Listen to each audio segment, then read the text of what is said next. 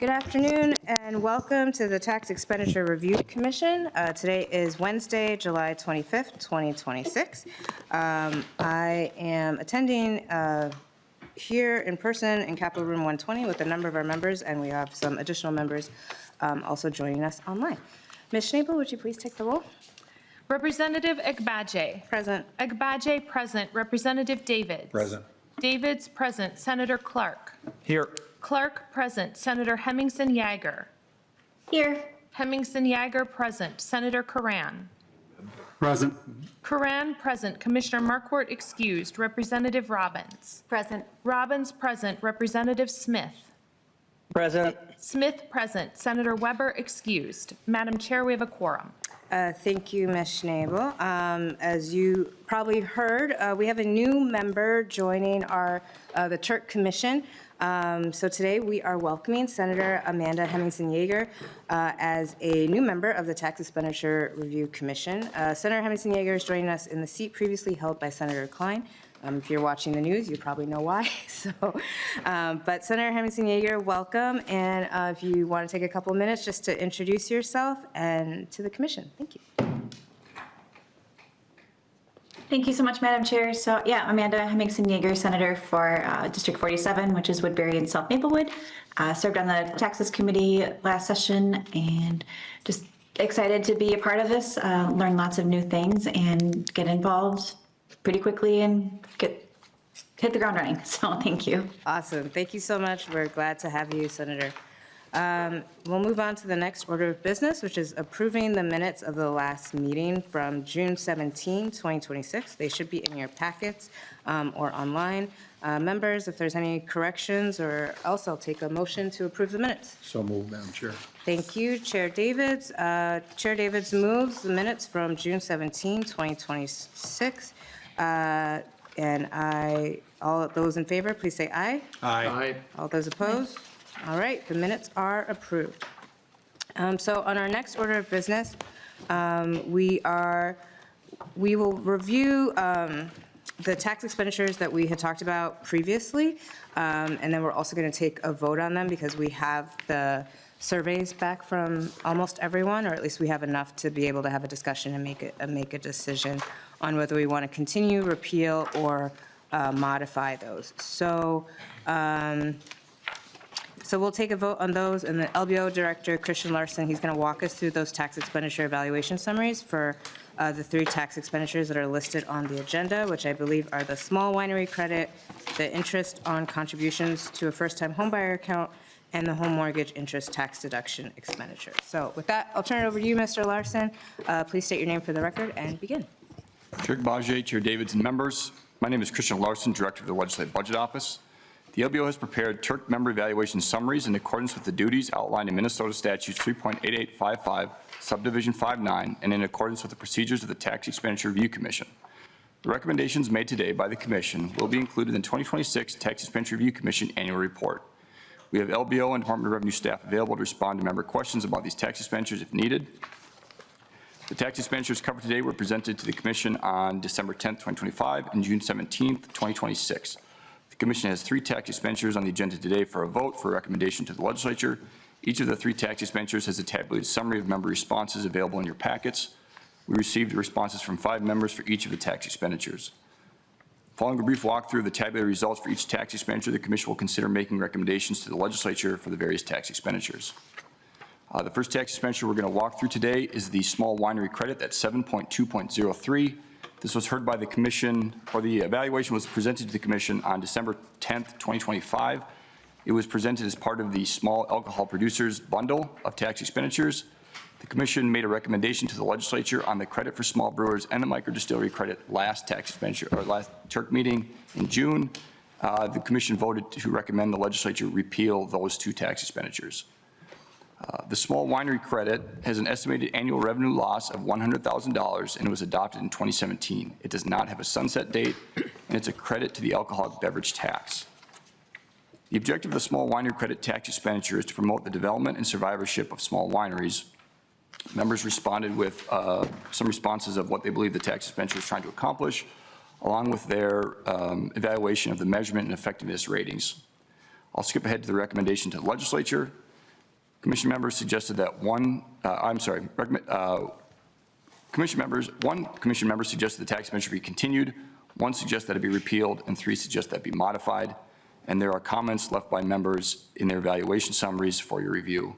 And from there, I'll turn it over to the chair for discussion and a vote. Thank you so much, Mr. Larson. I'll open it up to members if there's further discussion on the small winery credit.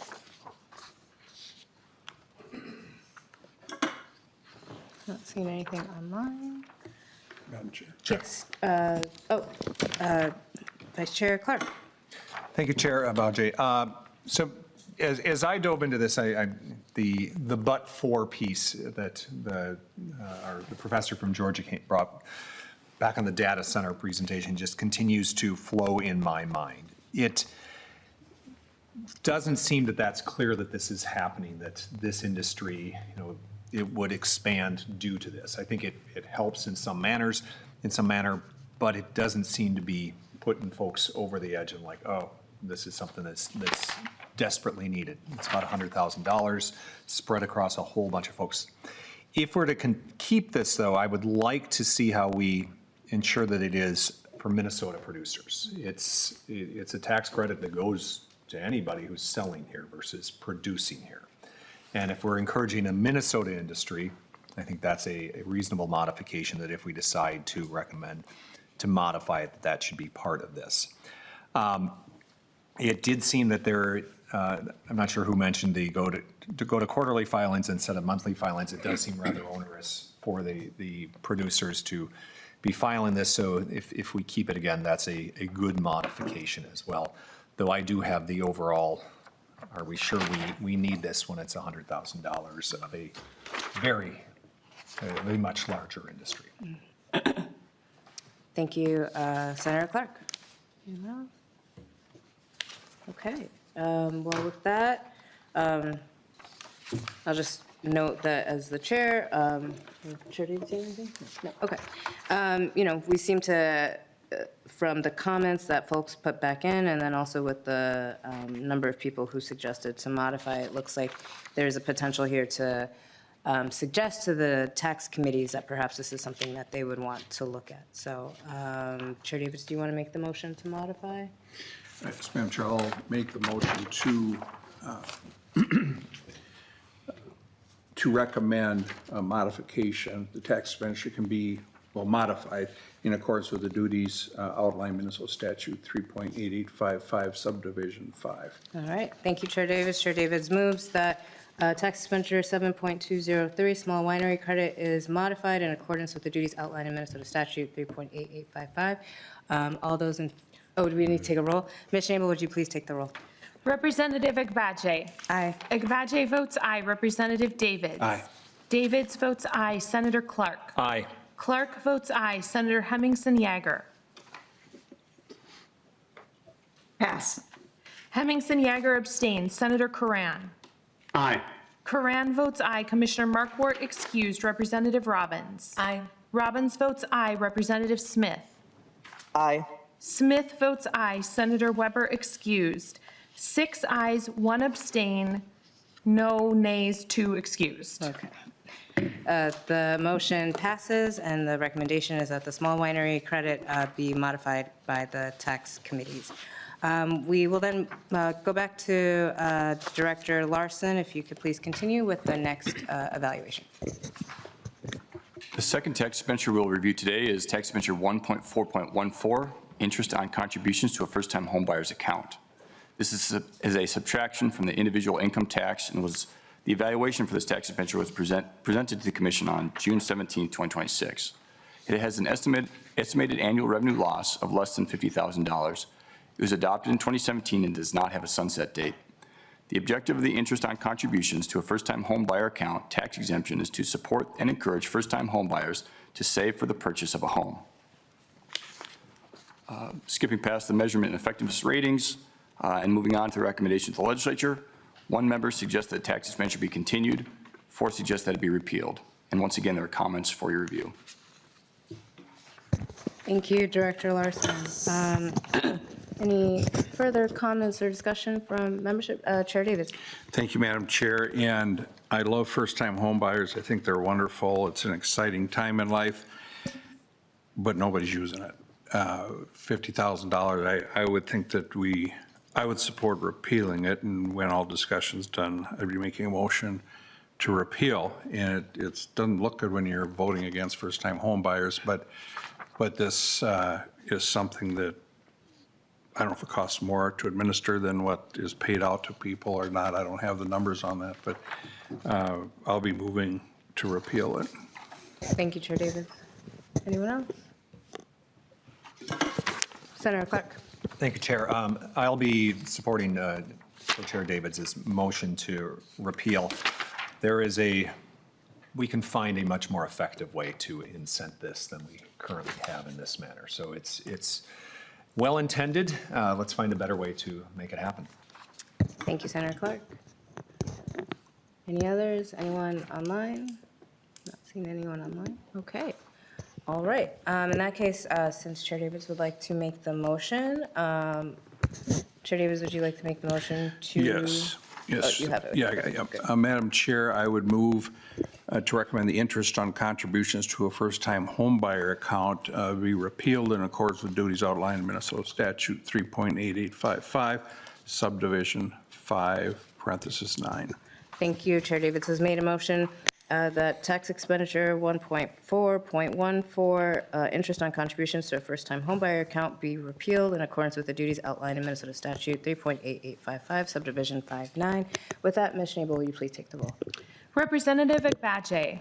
Aye. Agbaje votes aye. Representative Davids. Aye. Davids votes aye. Senator Clark. Aye. Clark votes aye. Senator Hemmingson Yager. Abstain. Hemmingson Yager abstains. Senator Karan. Aye. Karan votes aye. Commissioner Markwart excused. Representative Robbins. Aye. Robbins votes aye. Representative Smith. Aye. Smith votes aye. Senator Weber excused. 6 ayes, 1 abstain, 0 noes, 2 excused. With 6 ayes, the motion passes. And we can move on to the third expenditure evaluation review. Mr. Larson. The final tax expenditure before the commission today for a recommendation to the legislature is tax expenditure 1.3.05, the home mortgage interest tax deduction. This is a deduction from the individual income tax. This was heard by the commission on June 17th, 2026.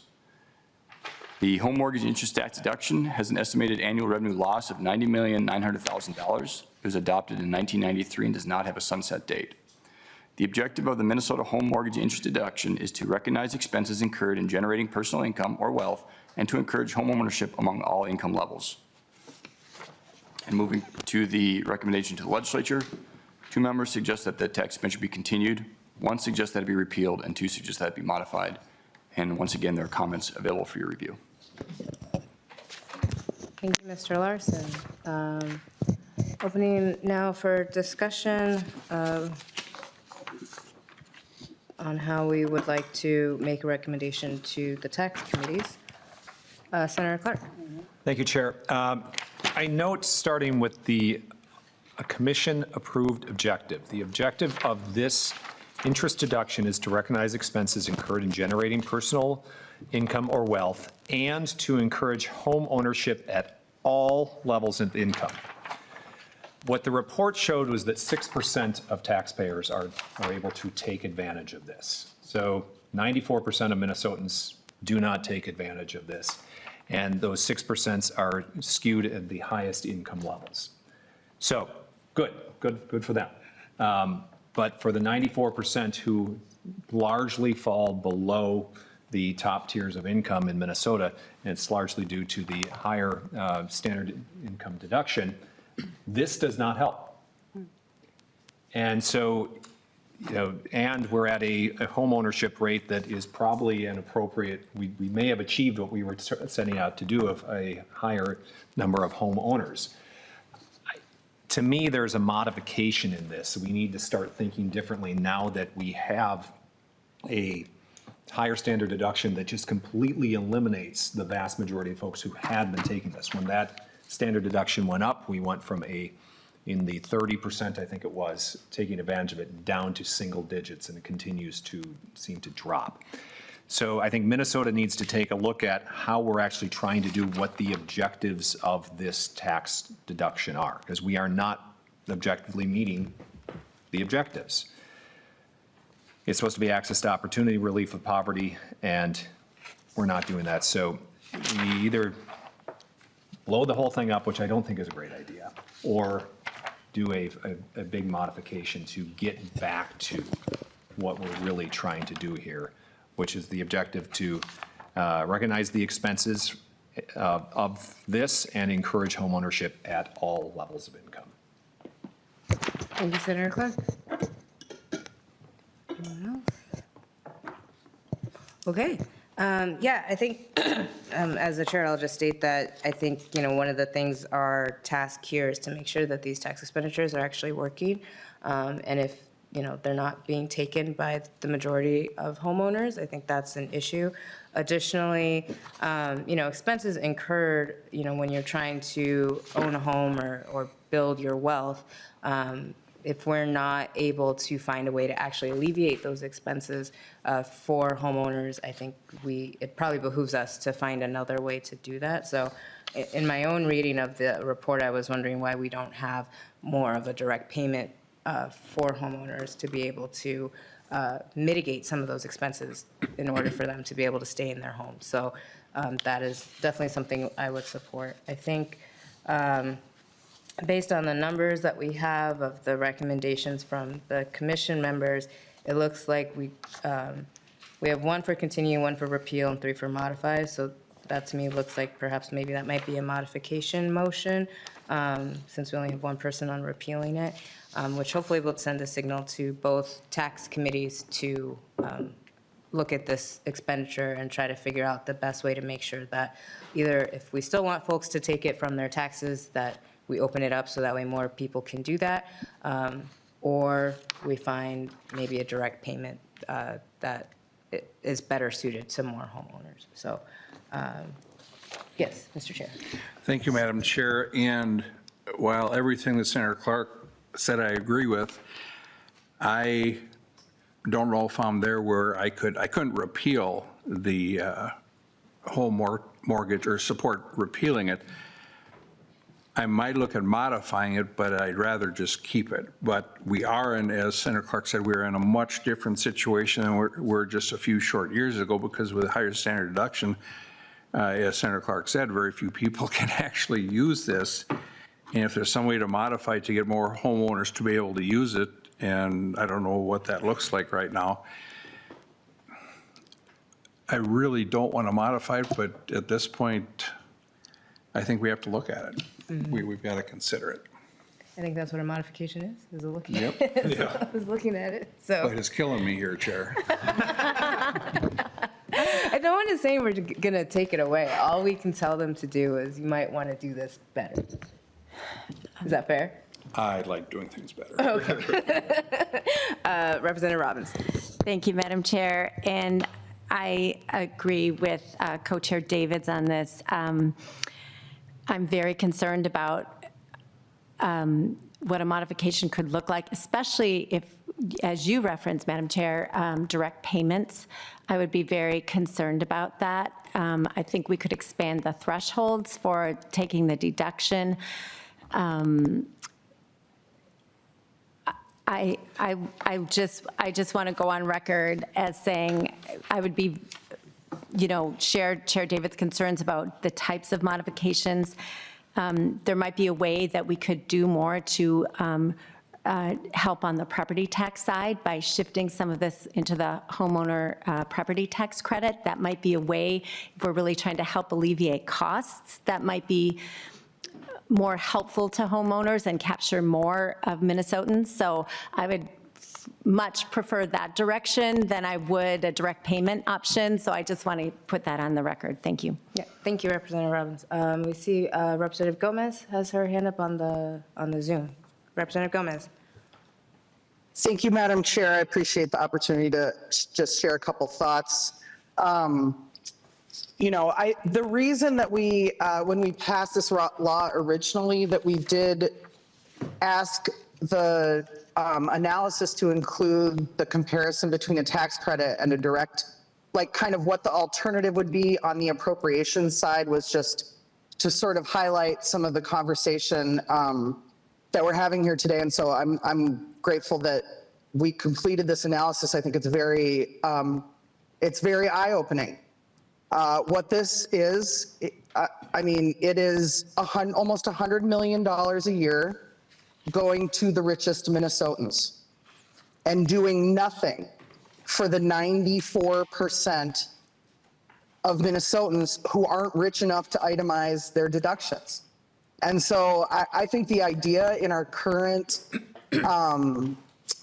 budgetary reality and what working people in our communities are facing every day, the cost burden that they're under, that I think if people knew that we were just spending $100 million a year to give the rich a tax credit for something that they would do anyway, I think they would be outraged. And so, luckily I don't have a vote on the Turk anymore, because I would absolutely be proposing a complete repeal of this, because people can use. The other thing that's important for folks to understand about this particular credit is that people can use it for second, third, fifth, 25th homes if they're an itemizer. Okay? So you could use this on your $1 million lake home if it was your second or third home. That's tens of millions of dollars of this goes to subsidize the purchase of second homes by those same 5% of the richest Minnesotans. So I'm really glad we're having a conversation about this. I think that, we just talked about the first-time homebuyer credit, and, the Chair Agbaje is being modest and not talking about her years and years of work on encouraging home ownership, especially for first-time homebuyers, acknowledging that Minnesota, in addition to having a very high home ownership rate, has one of the deepest disparities between especially Black and Native people and white people in home ownership rates. So there are a lot of things that we can do that we all agree on to spend $90 million a year to encourage home ownership in Minnesota. And I look forward to us doing that. Thanks so much, Madam Chair. Thank you, Representative Gomez. Any other further discussion? Chair Davis. I think the motion will probably be, I don't know if Mr. or Senator Clark wants to make it, or whoever wants to make it, but I do not support repeal. I do not support repeal. On the other hand, with where this thing has been heading over the years, I don't think it's a bad thing to have a discussion on it and see if there are some modifications. I really like the idea from Chair Robbins of could some of this go into property tax reductions for everyone? And I don't like, and what you're going to see me pushing back on down the road, depending on what my status would be, or if I even am elected, you never assume those things. Something like that, and I don't like the income limit things, because rich people work hard, poor people work hard, middle class work hard, and all these things that came down through COVID and all these things where, if you make more than $75,000, you don't get it. And I said, is that per month? And they said, no, that's for the year. And so I would support today to modify with the understanding on the record that I would not support repeal. If there's no modifications can be agreed to, then I would support keeping it, but I'm but one mere vote, so. Well, thankfully, our job here today is just to make a recommendation to the tax committee. So, we will, more conversations will happen in those tax committees, should any of us sit on those tax committees in the next sessions. I will say, I think, again, our role here is to figure out what's working, what's not working. I think we can all agree that, with the limited number of folks who are now eligible to take this tax credit, it's a very small amount that are taking the tax credit, which obviously I think does not bode well for the rest of homeowners who are under, in a different tax bracket, and so they do their taxes, slightly differently, right? And then if we so our question then becomes, how can the tax committee use this tax expenditure to make sure that it's actually doing what it's supposed to do? Otherwise, we just have something on the books that's not actually helping as many people as we would like it to. Senator Smith, or not Senator, Representative Smith, I'm sorry.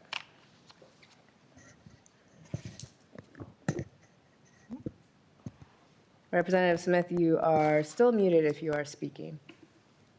Can you hear me now? Yes, we can.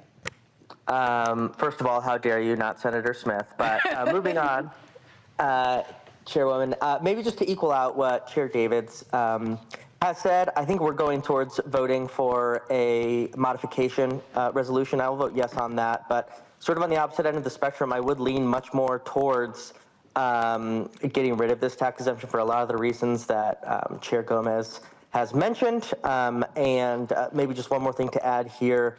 In the larger case, I think for a lot of Minnesotans I talk to, perhaps home ownership is not what we should be talking about specifically as much as just people being able to afford where they live and live where they want to live. For some people, that's home ownership, and some that isn't, which is why I appreciated Representative Robbins mentioning things like property tax relief and targeted programs such as that rather than this program. So thank you. I think that's just good to kind of have an equalizing opinion on the other side of things.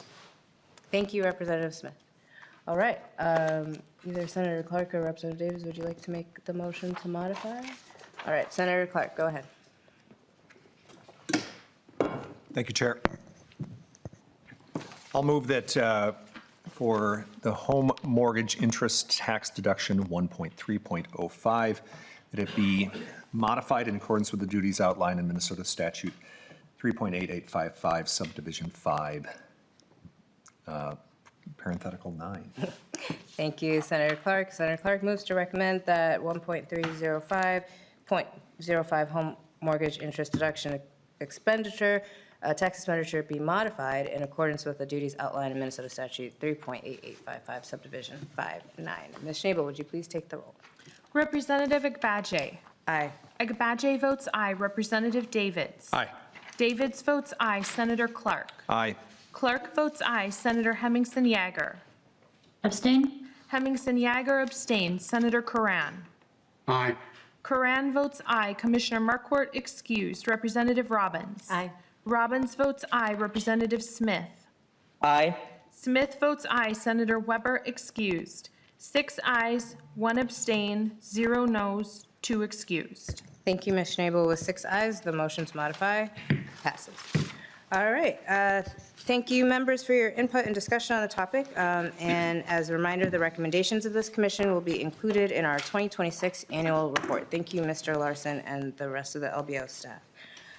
We will next move on to presentations by the LBO on the following tax expenditure evaluations. Those are the mortgage registration for agriculture loans and government housing and deed transfer tax expenditure evaluation reports, which is actually a number of tax expenditures rolled into one evaluation. And then the second evaluation will be the open space property tax expenditure evaluation report. That may likely be all we get to today, since we only have about an hour. So my understanding is this presentation might take a little bit over an hour. So if you guys can be mindful of time, that would be wonderful. These evaluations will be presented by Annie Lemieux, Thomas Rainey, and Joel Enders from the LBO. And then we'll pause between each presentation for questions. But with that, I'll turn it over to LBO staff to begin the presentation. Please state your name and title for the record, and then begin.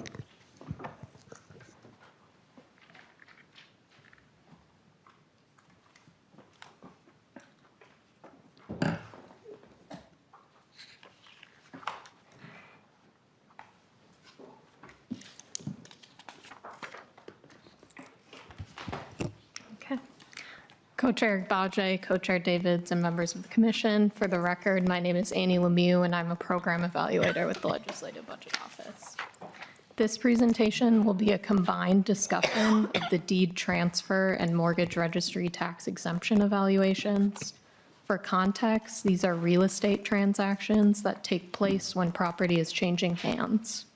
These two tax types are commonly bundled and were bundled to reflect the request of a commission member.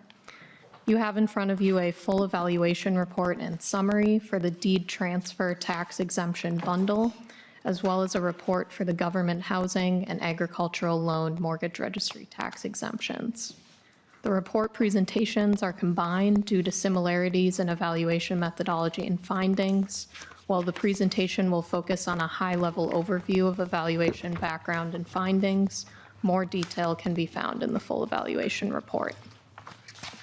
I'll cover some brief background and methodology context pertaining to each tax expenditure evaluation, and then move into discussing each evaluation report included within this presentation. First, I wanted to provide some context on the evaluations included.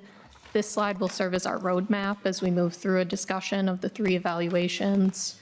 On the left, 2 mortgage registry tax exemptions were evaluated by the LBO separately due to their unique approved tax expenditure objectives. For brief context, the mortgage registry tax is on the principal debt secured by a mortgage of real property in the state. On the right, 6 deed transfer tax exemptions were bundled into one evaluation due to overlapping objectives. For context, the deed transfer tax applies to any transfer of real estate by deed or instrument. I'll briefly discuss the evaluation methodology applied to both tax types, followed by a discussion of the 2 mortgage registry tax exemptions and deed transfer tax bundle. The evaluation methodology displayed on this slide was applied to both the mortgage registry and deed transfer tax evaluations. Background research was conducted on both tax types in Minnesota, and the LBO met with the Minnesota Association of County Officers to better understand the tax collection and administration of exemptions at the county level. Summary tax filing data was requested from the Minnesota Department of Revenue. However, as exemptions from the mortgage registry and deed transfer tax are administered at the county level, the Department of Revenue does not have access to specific exemption data for either tax type. To address these data constraints to the extent possible, the Minnesota Association of County Officers assisted the LBO in administering a survey to all 87 counties to provide further context on both the deed transfer and mortgage registry exemption collection and enforcement processes at the county level, as well as administrative burden. The survey was administered via email and resulted in an overall response rate of 31 out of 87 counties. However, not all counties were able to provide data responses for each question. The following slides discuss the evaluated exemptions and results in more detail. The 2 mortgage registry tax exemptions evaluated are an exemption on agricultural loans and an exemption for borrowers receiving loans under low and moderate income housing programs or other affordable housing programs. I'll discuss the mortgage registry tax as a whole and then discuss each exemption in detail. It's also important to note that the overall evaluation findings for both mortgage registry evaluations are inconclusive due to a lack of comprehensive data on exemption utilization across the state. The MRT is based on the amount of debt secured through a mortgage on a real estate purchase and imposed when the mortgage is recorded. The mortgagor or borrower is liable for the MRT. The lender typically collects the tax at closing and remits the proceeds to the county where the mortgage is recorded. MRT is assessed and processed at the county level. Each county remits 97% of the revenues to the state general fund, and the county retains the other 3% for its administrative expenses. A statement on the mortgage registry form indicating the specific exemption is sufficient to claim the exemption. The MRT1 tax form is an alternative way to claim an MRT exemption. This form is not required to claim an exemption. Responding counties estimated that 11% of mortgage registry exemptions claimed utilize the MRT1 form. Additionally, counties reported using a variety of software vendors to process land transactions. There is not one uniform way of processing or tracking mortgage registry tax exemptions across the state. The process can vary between individual transactions and counties. As such, it is important to note that the level of detail reported in the next slide on survey responses varied greatly. As mentioned, there is limited data on the number of MRT claims that counties process and a dollar amount for each claim or exemption type. To get some idea of what those numbers might be for a limited number of counties, survey questions ask for a variety of data points. More information is available in the survey section within the report, but to provide a brief look, the overall median is displayed on the slide. Available response data was also utilized to understand minimum and maximum exemption use for counties that reside in metropolitan statistical areas and counties that reside outside of metropolitan statistical areas. These areas are defined by the Minnesota Department of Employment and Economic Development, which are based on the Bureau of Labor Statistics definition that defines an MSA as an urbanized area with a population of 50,000 or more, as well as other qualifying factors. This definition was chosen over the traditional 7-county metro, as we did not have 7-county metro responses for all of the data points. The survey is not representative of all Minnesota counties, and not all county respondents were able to answer all questions due to data limitations. It's also important to note that there is no way to isolate this data by exemption type. The data collected in the survey was collected for all MRT exemptions and not isolated to the 2 evaluated by the LBO. However, we still wanted to provide these basic statistics to allow for an overview to the extent possible. As mentioned, the 2 mortgage registry tax exemptions were evaluated separately due to their unique objectives. I'll now move into a discussion of the government housing MRT exemption evaluation. Beneficiaries of this exemption include borrowers receiving loans under affordable housing programs. A qualifying government entity must either be a lender at the time of recording or the grantee of an assignment of the affordable housing mortgage. The assignment does not need to be presented at the same time as the mortgage for the exemption to be claimed, and qualifying exemption claims generally include a mortgage loan for income-restricted housing where the borrower is a current or prospective owner or developer of the qualifying property. For more examples, see Appendix A of the Government Housing Report on qualifying federal, state, or local government agencies. The objective of this exemption is to incentivize and promote affordable housing in the state of Minnesota. The estimate of annual revenue loss from fiscal year 2024 through 2027 remains constant at $3.3 million. If this tax expenditure were repealed, the mortgage registry tax could be reduced from 0.23 to 0.22%. Due to data limitations, it is not possible to empirically determine the degree to which increases in affordable housing in Minnesota can be attributed to utilization of this exemption. Therefore, the LBO cannot conclude whether or not the government housing MRT exemption is meeting its objective of incentivizing and promoting affordable housing in the state. Without a comprehensive understanding of utilization of this exemption, it is not possible to isolate its specific contribution to the broader policy area. I'll now move into a brief discussion of the agricultural loan MRT exemption and then pause for questions before moving into a discussion of the deed transfer bundle evaluation, but feel free to stop me at any point for questions. The tax expenditure to exempt agricultural loans from the mortgage registry tax is allowed if the proceeds are used to acquire or improve qualifying agricultural real property that is classified as agricultural for property tax purposes. The intended use of the qualifying real property must be for the production for sale of agricultural products, and qualifying agricultural products are defined in Minnesota statute. The objective of this exemption is to increase the competitiveness of Minnesota banks offering agricultural loans with federal lenders whose loans are not subject to the state mortgage registry tax. The estimate of annual revenue loss for fiscal year 2026 is $4.7 million, and if this tax expenditure were repealed, the change in the mortgage registry tax rate would be negligible. As with the government housing MRT exemption, the LBO cannot conclude that the agricultural loan MRT exemption is meeting its objective. It is important to note that even if the LBO did have access to statewide exemption data, it would still be a challenge to isolate this exemption's independent effect on lending behavior, borrower outcomes, or lender competitiveness. The following potential modifications apply to both MRT exemptions. One potential modification to gain access to data to evaluate both exemptions would be to systematically track MRT exemptions by exemption type. One option would be to require the use and submission of the Department of Revenue's MRT-1 form electronically with each claim. The MRT-1 form is an existing method utilized to claim both of these exemptions.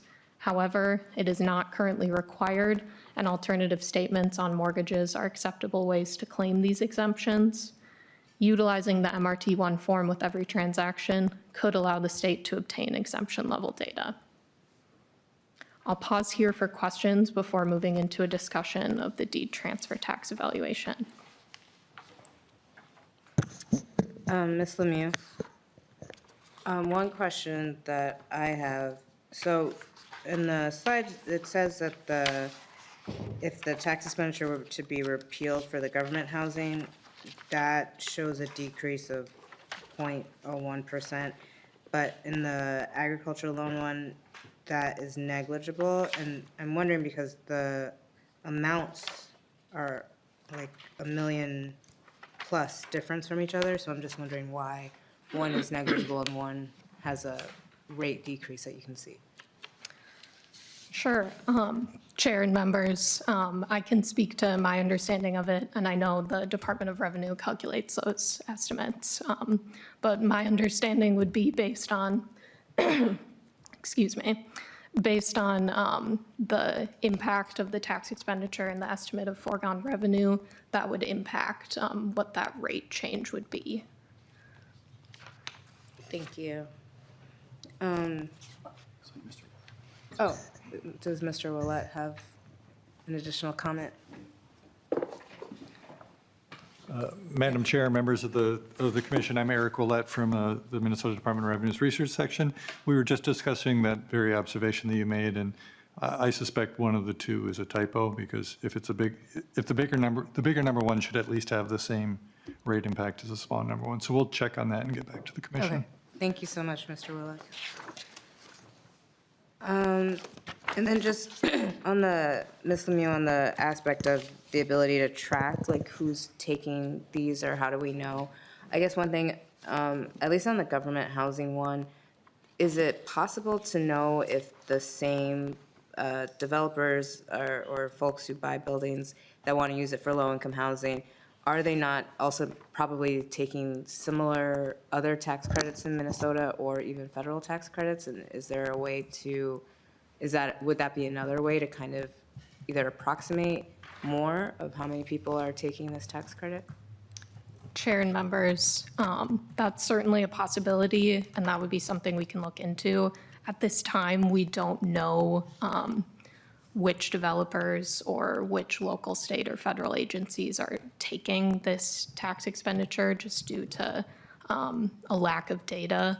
So we, at this time, wouldn't really be able to match that, but we could certainly look into kind of overlapping tax expenditures and see theoretically who could qualify for those. And is that because the form is not submitted electronically, but only submitted by paper or submitted through other means? You had explained that, but if you could explain that one more time. Yeah, Chair and members, so that is correct. So the form, the MRT-1, is not currently required, and that would be where it lists out the exemption type. So an alternative method is writing on the mortgage itself what the exemption is. So at the county level, this is processed every time a transaction takes place. But at the county level, it's not necessarily tracked by exemption type based on the data system that the county uses. All right, thank you. Any other questions from members? Representative Robbins. Thank you, Madam Chair. I would just like you to expand a bit on the slide number 14, where it says that the purpose of the agricultural loan mortgage registry tax is to increase competitiveness of Minnesota banks offering ag loans with federal lenders whose loans are not subject to this tax. Why is that? Chair and members, why the federal agency? Right, if you're a federal lender, you're not subject to the state tax, even though the mortgage is held here in the state? Ms. Lemieux?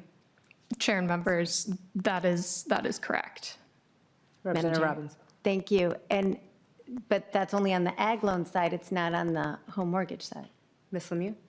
Chair and members, that's my understanding. I would maybe want to do some more research and confirm that and get back to you. Representative Robbins?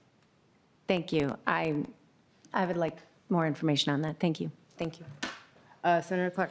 Thank you, Chair. And to Representative Robbins' points, if you could find out if that's a state exemption or a federal override of a potential tax we would put on, that would be helpful too.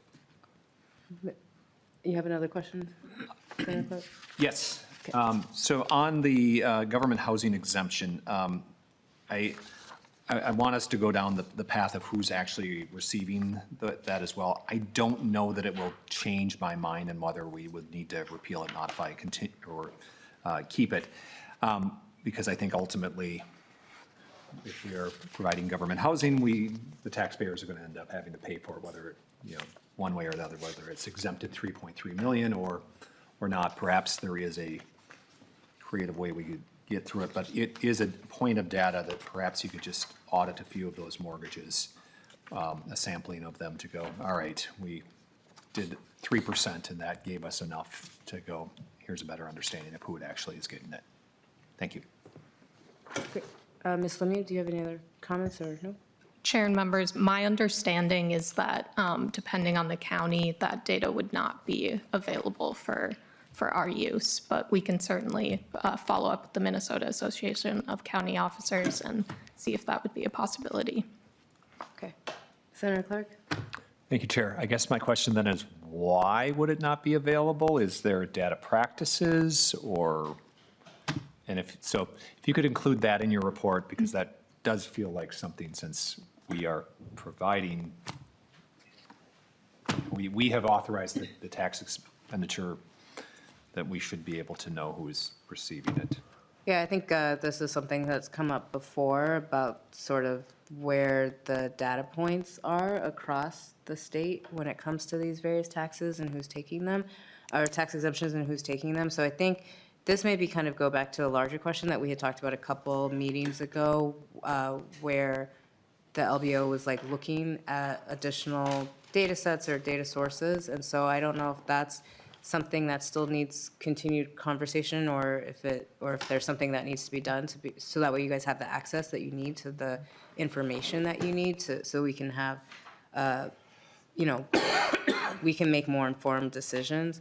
In the meantime, though, I think if there is a way to be able to figure out whether, Representative Robbins' question about the federal carve-out, or finding out, as Senator Clark is asking, going through a sample of some of the reports from the counties before we can actually get things more electronified or, put up electronically. So I think that's just something we're going to have to continue to figure out as we move forward in these, because I think we'll probably start seeing some more obscure expenditures or even non-obscure expenditures that are just somehow not being tracked, which I think is really important to make sure that we understand where state dollars are actually going. So, Senator Clark. Thank you, Chair. And I think, some are more obscure, and so they cost like $50,000 and probably don't really need to be tracking them. Others cost 3.3 million, 4.7 million,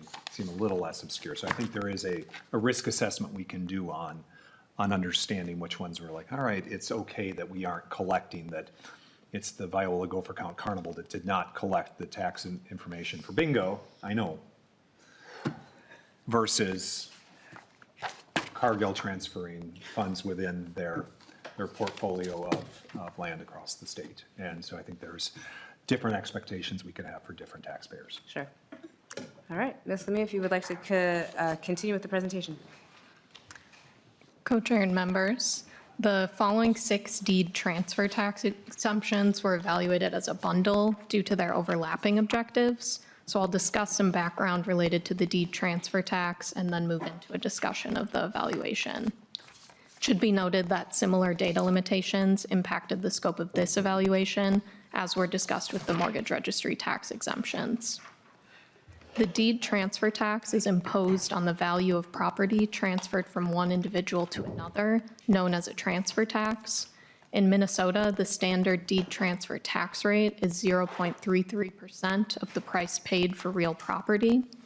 As with the mortgage registry tax, each county remits 97% of the revenues to the state general fund, and the county retains the other 3% for its administrative expenses. The DT1 form serves as a certification of the deed tax amount. However, this form is not required to claim a deed tax exemption. A written statement on the deed indicating the specific exemption may be used in place of the DT1 form. Responding counties estimated that 2% of deed transfer exemptions claimed to utilize the DT1 form. This serves to emphasize that there is no uniform way of processing or tracking the deed transfer tax exemptions across the state. Additionally, I'll point out that as with the MRT, counties reported using a variety of software vendors to process land transactions, and there is not one uniform way of processing or tracking deed transfer tax exemptions across the state.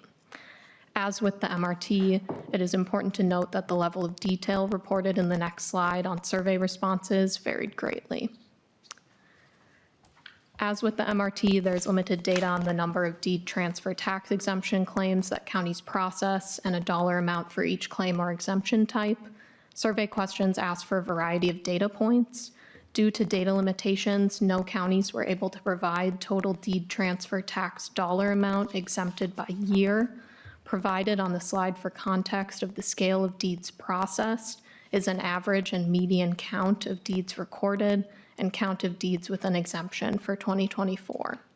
It should be noted that as with the mortgage registry tax, there is no way to isolate this data by exemption type. The data collected in the survey was collected for all deed exemptions and not isolated to the 6 exemptions evaluated by the LBO. Within this bundle of 6 exemptions, there are 3 categories of approved objectives: the objective of property partition between co-owners, distributions by personal representatives, cemetery lots, and mortgage and lien foreclosure sales is to define the tax base for the application of the deed transfer tax. The objective of the exchange of permanent school fund lands exemption is to help ensure the permanent school fund secures maximum financial return consistent with fund goals and fiduciary responsibilities. And the objective of the decree of marriage dissolution exemption is to define the tax base for the application of the deed transfer tax and lessen the financial burden on individuals undergoing divorce proceedings. To recap, 4 exemptions share the objective of defining the tax base. The permanent school fund objective seeks to secure maximum financial return consistent with fund goals, and the decree of marriage dissolution has the dual objective of defining the tax base and lessening the financial burden of those undergoing divorce proceedings. The estimates on this slide are the same estimates provided by the Department of Revenue in the 2024 tax expenditure budget. Each line shows the estimate of annual revenue lost for each tax expenditure included in this bundle by fiscal year. The asterisks indicate that the estimate of annual revenue lost is less than $50,000. All tax expenditures that share the objective of defining the deed transfer tax base meet their objective through utilization. By existence, they are defining the tax base and exempting these particular life events from the deed transfer tax. The decree of marriage dissolution exemption also meets its objective of lessening the financial burden on individuals undergoing divorce proceedings through utilization. Without the exemption, individuals undergoing divorce proceedings would be required to pay the deed transfer tax. And finally, the exchange of permanent school fund lands exemption meets its objective of helping to ensure the permanent school fund secures maximum financial return through utilization as well. Without this exemption, exchanges of permanent school fund lands would be charged the deed transfer tax.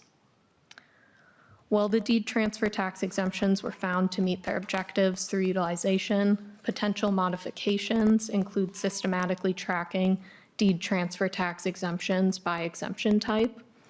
As with the MRT, one option to do this would be to require the use and submission of the Department of Revenue's DT1 form electronically with each claim.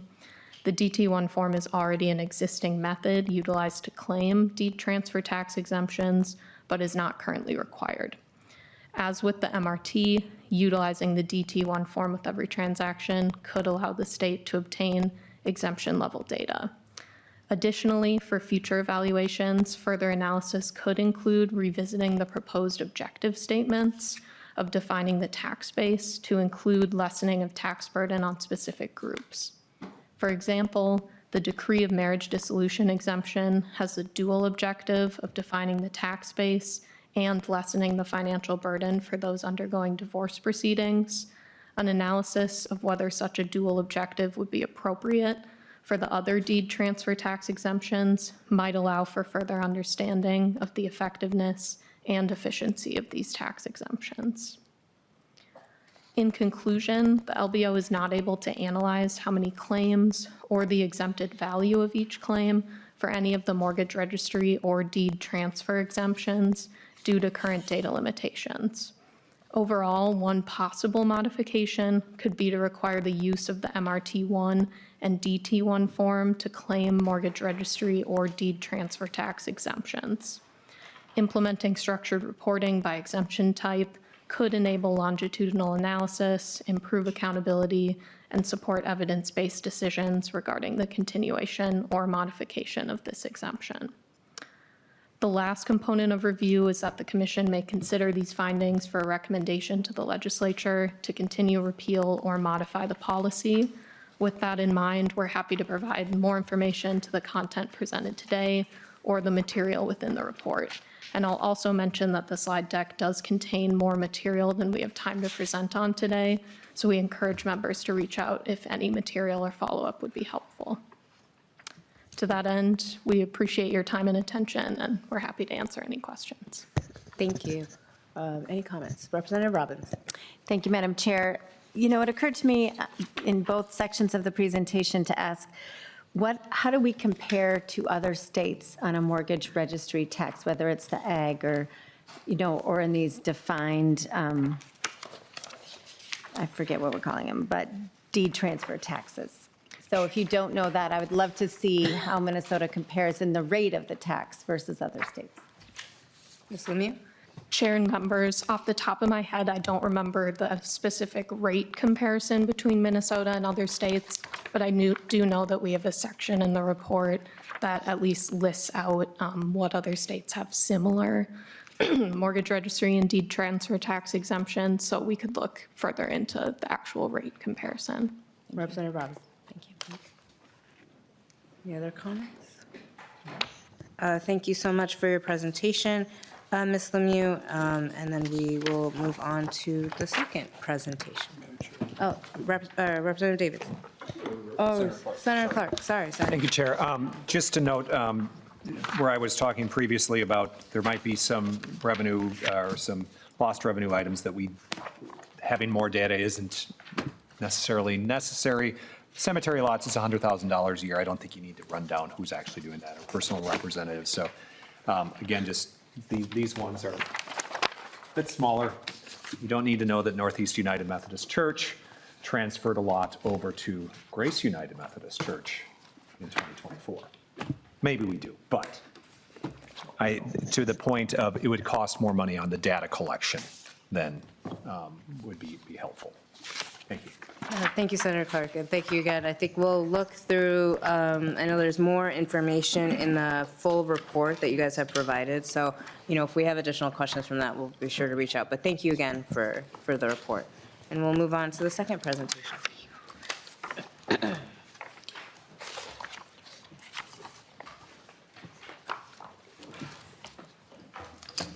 Mr. Rainey and Mr. Enders, please introduce yourselves for the record and begin. Chair Agbaje and members. For the record, my name is Thomas Rainey, and I'm a program evaluator with the LBO. If you can just give me one moment while I pull up the slides.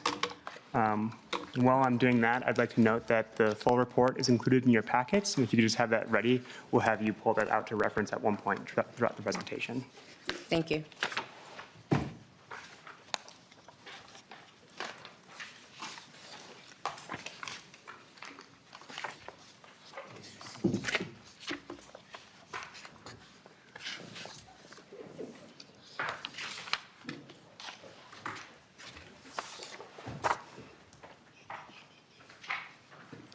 Okay, so I will be presenting the open space tax expenditure evaluation along with my colleague, Mr. Enders. So I will cover some background information about the program, the objective of the tax expenditure, an overview of how the open space program works, and a few findings. And Mr. Enders will conclude the presentation by discussing additional findings related to estimated tax liability, shift estimates, and other components of review. So the open space program was enacted in 1969. There have been numerous modifications since then, the last of which was in 2005. Under the open space program, private, recreational, social, open space, and park land is given preferential valuation and tax deferral as long as it meets certain criteria. For property tax purposes, the property is valued at its current use rather than a higher value that would reflect its potential use. Qualifying property includes golf courses, ski areas, lawn bowling, croquet, polo, and archery and firearms ranges. When the open space property no longer qualifies for preferential valuation, taxes are due equal to the amount by which the preferential valuation reduced the tax for the previous 7 years. The open space property tax law is intended to encourage the preservation and development of private, outdoor, recreational, open space, and parkland, which would otherwise not occur or have to be provided by a governmental authority. The objective was approved and adopted by the Tax Expenditure Review Commission on March 15th of 2024. 69 facilities received a deferral in taxes payable year 2024. Many of these facilities are comprised of one or more parcel. In some cases, they consist of up to 20. And there are a total of 284 parcels between the 69 facilities that received deferral. For simplicity, statistics and estimates are provided based on facilities rather than parcels. Again, in taxes payable year 2024, there were 56 golf courses, 10 firearms or archery ranges, and 3 ski areas. There were no croquet or polo facilities in the program. 59 of those facilities were located in the Twin Cities Metro, and most of which were located in Hennepin County. The estimated shift impact in taxes payable year 2024 is $15,900,000. So I'm going to work through the mechanics of this program over the next several slides, and I'd like to acknowledge the fact that the property tax system is quite complex and that we have simplified our explanation for the sake of clarity. Please ask questions along the way if anything is unclear. Additionally, we've outlined a few property tax resources in Appendix D of the report located on page 38. I'm going to go over a few key terms on this slide, and I would also note that there is a broader glossary in Appendix A of the full report on pages 26 to 28. The first term is the estimated market value. This is the value determined by the assessor as the price the property would likely sell for on the open market, where the buyer and seller are not related and both are educated about the property. The next is the taxable market value. This is the amount that is used in calculating taxes for a property. In the case of open space, this would be the use value of the qualifying portion of the property plus the highest and best use value of the non-qualifying portion of the property.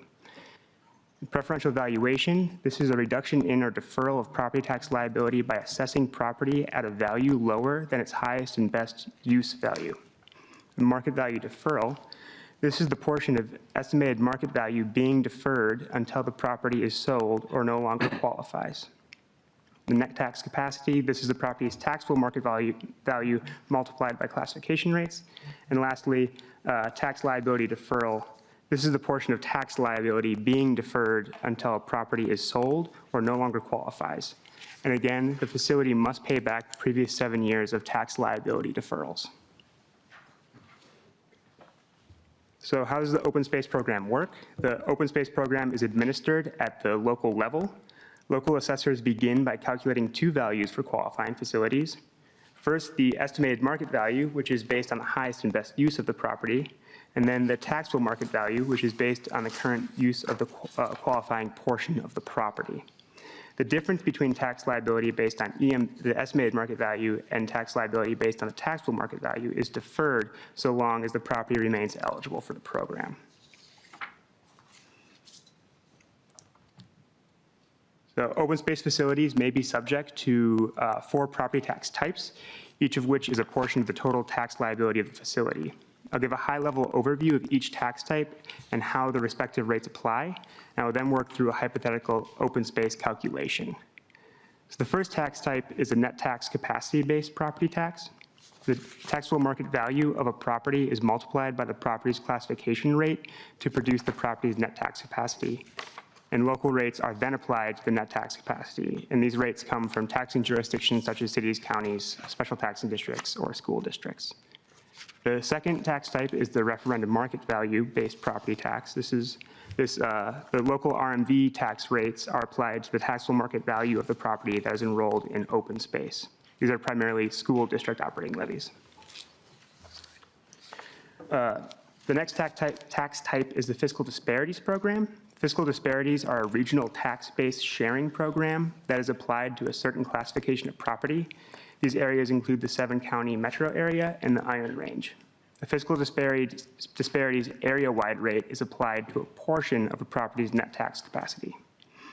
And lastly, open space facilities classified as 3A commercial industrial are subject to the state general property tax levy. State general tax rates are applied to a net tax capacity based on the taxable market value of the property above $150,000. The net tax capacity, referendum market value, fiscal disparities, and state calculations all start with a property's taxable market value, which is a result of the market value deferral due to the open space program. This point is visualized on the next slide. So this diagram provides a simplified visual representation of the components of the property tax calculation that are impacted by the open space program. For the sake of simplicity and clarity, there are several aspects of this calculation that are not included in the slide. The property is valued at an estimated market value, which is its highest and best use value, and its use value, which is equal to its taxable market value. The difference between the two values is the market value deferral. So the taxable market value is equal to the estimated market value less the market value deferral. The taxable market value is then used to calculate taxes for all 4 of the property tax types that were discussed on the previous slides. I'll provide a more detailed example of NTC-based tax liability on the next slide. So net tax capacity liability is visualized on this slide. Again, the market value deferral is subtracted from the estimated market value to get the taxable market value of the property.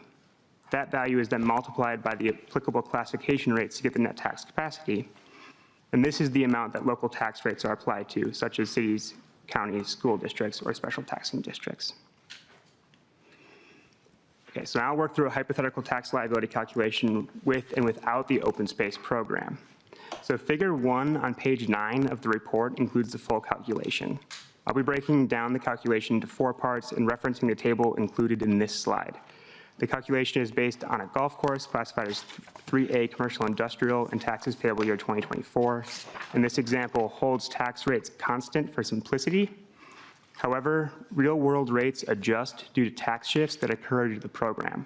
And this point will be discussed in greater detail later on. So this table shows how the open space program impacts all 4 hypothetical tax liabilities included on rows D, E, F, and G. And all 4 of these are summed to get the total estimated tax liability. So row A indicates the estimated market value of the hypothetical property is $1 million. Row B shows the market value deferral of $250,000, and row C shows the resulting taxable market value, which is $750,000. The column titled "Without Open Space" shows that what the tax liabilities would be without the open space program. And in this case, the open space program resulted in a $7,625 tax liability deferral. So the LBO calculated these estimates for every facility enrolled in the program in taxes payable year 2024. I'll now turn it over to my colleague, Mr. Enders, to discuss those estimates as well as the findings of the evaluation.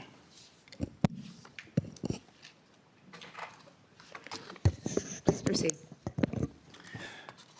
Good afternoon, co-chairs and members. For the record, my name is Joel Enders. I'm a lead budget analyst with the LBO. I'm going to summarize how the open space program affects tax liability and the broader tax system, why properties left the program over the 20-year period covered by the evaluation, and some potential modifications for the commission to consider. The LBO estimated tax liability with and without open space for every facility that received a deferral in taxes payable year 2024. These estimates are included in Figure 12 of the full report in Appendix B on pages 30 through 32.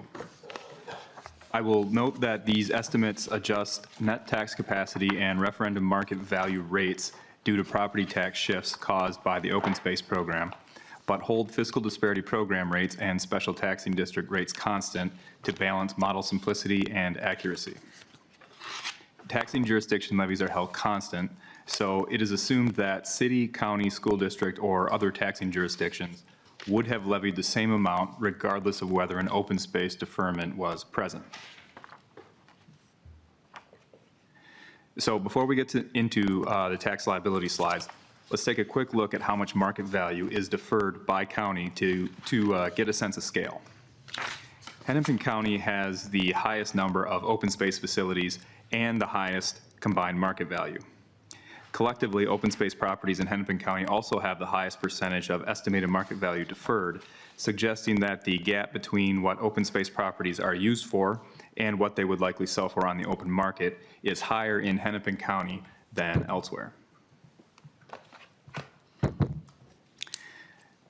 The next slide shows the percentage of total tax liability deferred by facility type, with an additional distinction for member-only golf courses and publicly accessible golf courses. Publicly accessible means that anyone can book a tee time regardless of membership status, though the cost to play does vary quite a bit between courses. 87% of total deferred tax liability is due to 25 member-only golf courses. 10% is due to 31 publicly accessible golf courses. Approximately 1% is due to firearms or archery ranges, and approximately 1% is due to ski areas. Slide 18 visualizes the deferred tax liability of properties in the open space relative to each other. The higher the tax deferral, the larger the gap between the property's value as a recreational facility and its highest and best use, which is often residential development. For reference, the median amount of taxes deferred for all open space properties in taxes payable year 2024 was around $25,000. Minnesota statutes requires the commission to estimate the measurable impacts and efficiency of the open space program in accomplishing its objective, which is to encourage the preservation and development of private outdoor, recreational, open space, and parkland property which would otherwise not occur or have to be provided by governmental authority. However, a causal analysis that tracks the supply of private outdoor recreational properties over time is not feasible for several reasons. First, the open space program was established in 1969, and the earliest year of available data is assessment year 2004. Second, while the LBO can estimate the benefit each facility received from a deferment, the impact of that benefit is relatively unknown without the additional context of private business revenue and expenses. Third, there are significant data limitations when comparing qualifying open space facilities to the same types of facilities outside the program or comparing them to other states. These limitations prohibit the LBO from concluding whether the open space program has achieved its objective. There is sufficient data to address the following questions. What does program participation currently look like? What is the benefit per facility? What is the broader impact of this program on the property tax system? How has the open space program participation changed over time? When these facilities left the program or were sold, how was the land developed? And what are some additional considerations for future evaluations of the open space program? The first two questions were touched on earlier in the presentation, and we'll add some additional context in the following slides. But first, we'll take a look at how the open space program affects the property tax system. Several data sources were used to address the research questions outlined on the previous slide. These include parcel-level data ranging from assessment year 2004 to 2024, interviews with a sample of county assessors, county records, and publicly available articles and meeting minutes that discussed open space facility closures. So we'll start with the question, how does the open space program affect the property tax system? Preferential valuation and tax deferment programs, like open space, affect the tax system differently than income or sales tax expenditures. An open space deferment does not reduce the amount of tax revenue that is collected, but shifts tax liability from properties receiving a deferment to all other properties in the same taxing jurisdictions. The shifting effect will be greater where a relatively high amount of tax burden is shifted across a relatively small tax base. Conversely, the shifting effect will be less when a relatively low amount of tax burden is shifted across a relatively large tax base. The estimated tax shift across all jurisdictions in fiscal year 2027 is estimated at $17.5 million. Slide 22 shows the estimated amount of tax liability that was shifted from qualifying properties to all other properties in the same taxing jurisdiction in taxes payable year 2024. Detailed property tax liability shift estimates can be found in figures 11 through 16 in Appendix B of the evaluation. Okay, so now we'll do a quick walkthrough of Figure 12 in Appendix B that shows the estimated shift from an open space facility to a residential homestead in the same taxing jurisdictions. A few things to keep in mind before we begin. First, the methodology used to produce this estimate is similar to what you might see in a taxes committee. And I'll also note that, as we mentioned earlier in the presentation, these estimates hold fiscal disparity program rates, special district rates, and levies constant. So with that, please turn to Figure 12, which is on page 31 of the full evaluation. I will briefly walk through the column headers so you can see how these estimates work. For those of you in person, Figure 12 is the large fold-out near the back of the evaluation. I'll pause here.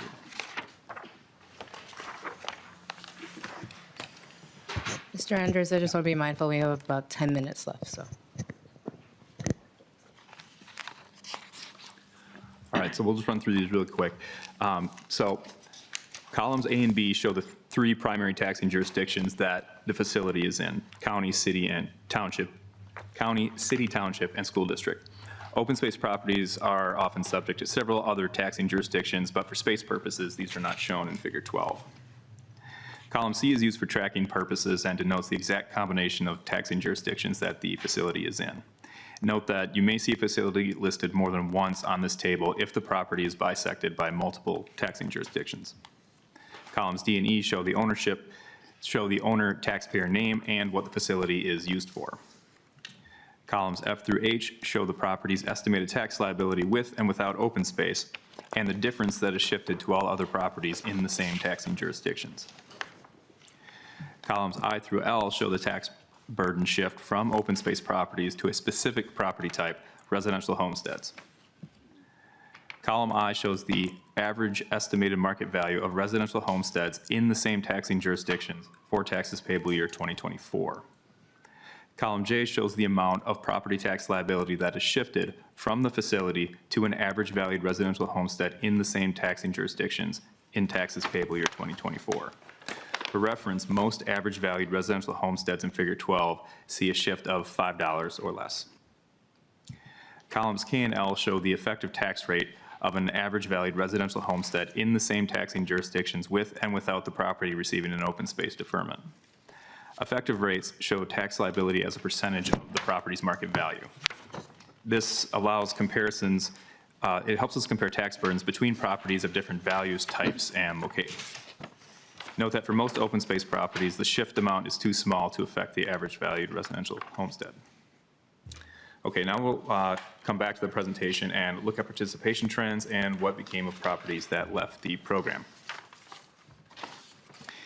So the number of participating facilities fluctuated somewhat between 2004 and 2024.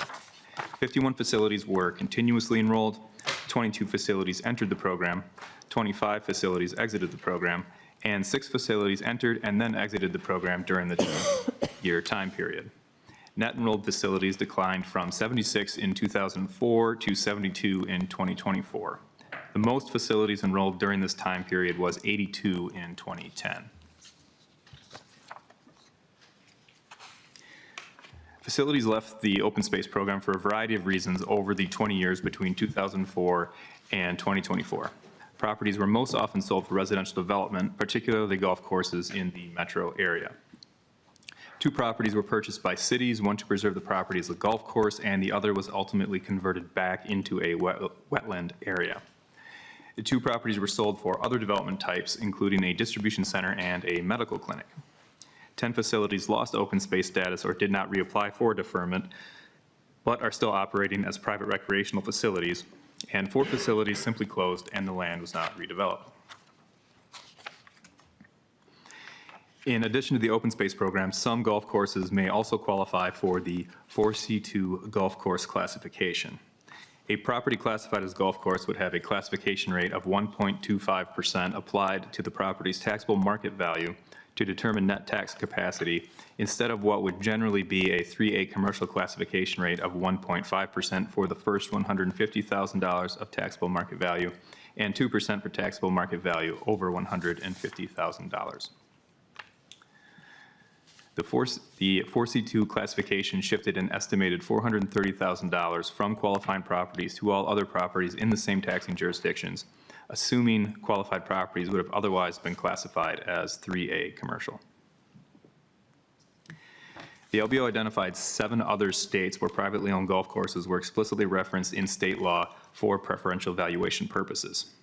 The LBO did not identify any states where skiing, lawn bowling, croquet, polo, archery, or firearms ranges were explicitly referenced, but similar types of recreational facilities could receive preferential valuation under broader provisions in state tax codes. Assessments can also be impacted by local level zoning regulations and deed restrictions. A more detailed discussion on other state practices is included in the full report on pages 11 through 13.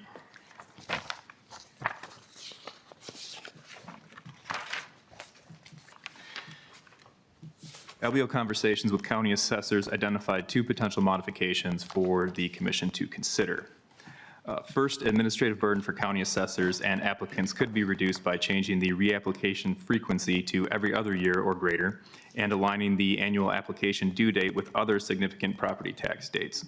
For reference, the annual application that facility owners submit to counties is included in your packet. The second, there is less open space program guidance around use value calculation compared to other tax deferment programs. Assessors reported that use value determinations were often complicated, time-consuming, and needed to be performed by seasoned staff, but staffing capacity relative to the number of open space properties varied from county to county.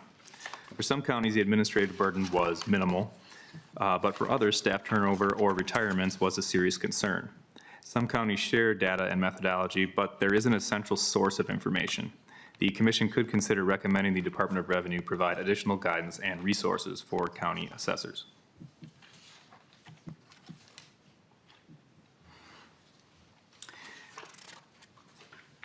The evaluation presented here could serve as the groundwork for future open space evaluations.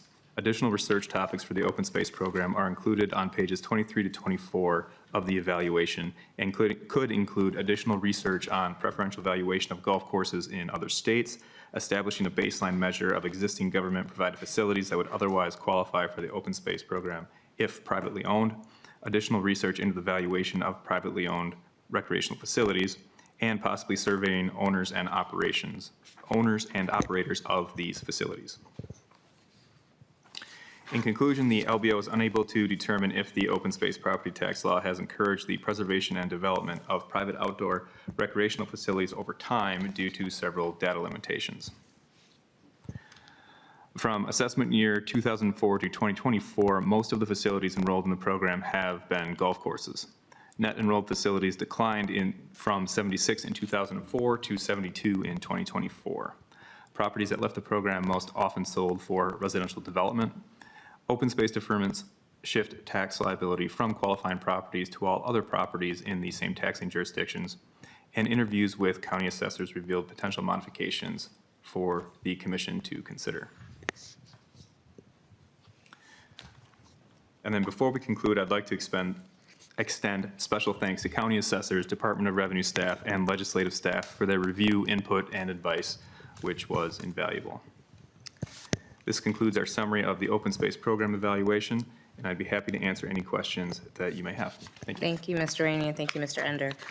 We only have about 4 minutes left, so what I will probably do is we'll bring this evaluation back up again next month so we can have more questions and conversation about it. And then for now, we'll talk about the next order of business in August, which our next meeting is August 19th. So we'll do a similar format, but we'll have some time at the beginning for discussion for this one, just so that way we can ask questions before we actually review it. So maybe not send out the survey just yet until we have that conversation. So the next Turk meeting in August will include evaluations about the beginning farmer management credit, sales of agricultural assets to beginning farmers credit, and the employer transit pass credit. And then hopefully we'll get to some initial reviews so we can continue on with the evaluations. Any other items or comments from members for next meeting? Okay, thank you, Co-Chair Davids. So just as a reminder, we have moved to an online survey, so at least for the first one on the mortgage, what was it, the mortgage deductions rates, mortgage registry and deed transfer taxes, you should fill out the survey for that one.